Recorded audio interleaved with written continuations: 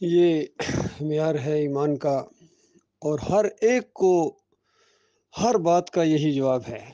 دنیا کا کوئی کافر ہو، کوئی مشرک ہو، کوئی مرتد ہو، کوئی باغی ہو،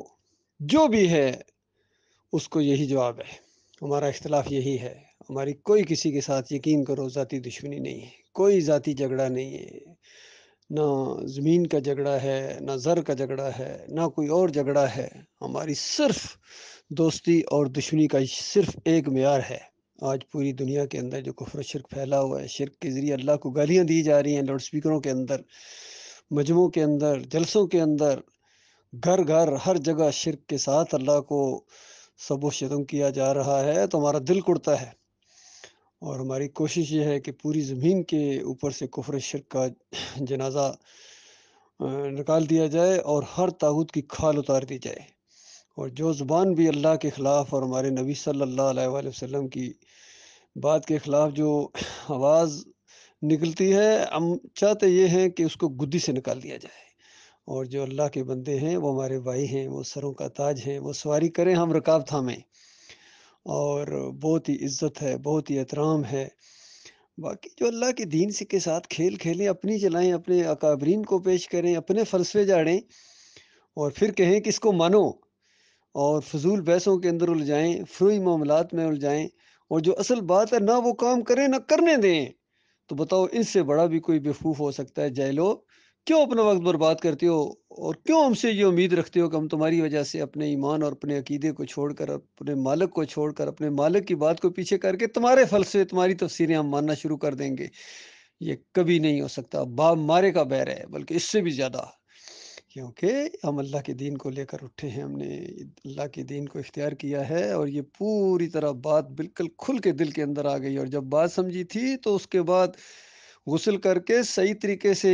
کلمہ پڑھا تھا، اور ایمان کی خوشی منائی تھی اس انداز سے کہ مالک نے ایمان نصیب کیا ہے، مالک کس کو آخری لمحے اور آخری سانس تک لے کے جانا۔ اسی بات کو گزشتہ 37 سال سے میں ہر جگہ پھیلا رہا ہوں، جہاں موقع ملتا ہے، بسوں میں، ٹرینوں میں، بازاروں میں، مجموعوں میں، واٹس ایپ کے اوپر، یوٹیوب کے اوپر، جو بھی ہماری بات ہے، کسی سے اکیلے میں ہے، چپکے چپکے اگر بات ہے تو وہ بھی یہی بات ہے، اور اگر 4 بندوں کے اندر بیٹھ کے بات ہے پھر بھی یہی بات ہے، میگا فون اٹھا کے بات کریں گے تب بھی یہی بات ہے۔ اللہ کے بندوں، اگر صحیح معنوں میں تم اللہ کے دین کے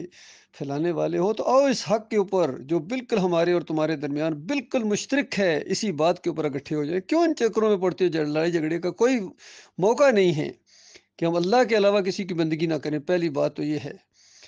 اور اللہ کے ساتھ کوئی شریک نہ ٹھہرائیں۔ یہ شریک کو ٹھہرانا ہوتا ہے جب اللہ کے مقابلے میں کسی کی بات مانی جائے، اپنے امیر کی یا اپنے کسی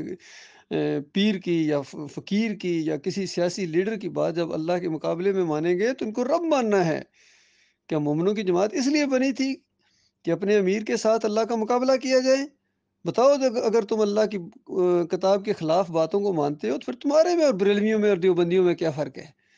اور اس طرح جھگڑے اگر کرتے ہو، مناظر بازی کا تمہیں شوق ہے، تو کیا فرق ہے تمہارے میں اور دیوبندیوں میں اور بریلویوں میں، مناظر بازوں میں؟